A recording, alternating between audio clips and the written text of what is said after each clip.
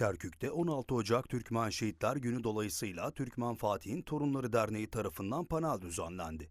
Kentteki bir salonda gerçekleştirilen panele çok sayıda akademisyen, önde gelen şahsiyet ve gençler katıldı.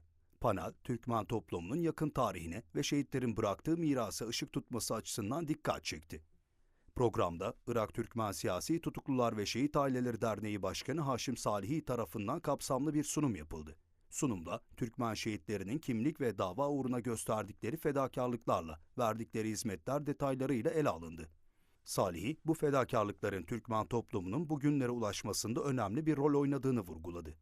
Panelde ayrıca 16 Ocak 1980'de Devrik Saddam rejimi tarafından idam edilen 4 Türkmen lider Zaim Abdullah, Doktor Necdet Koçak, Doktor Rıza Demirci ve Adil Şerif hakkında kapsamlı bilgiler paylaşıldı. Panel, özellikle gençlerin Türkmen tarihi ve mücadelesine dair farkındalığı arttırmayı hedefledi. 16 Ocaq Türkmen Şehit Gününün sayğıyla, rəhmətlə, minnətlə anmaqdayıq.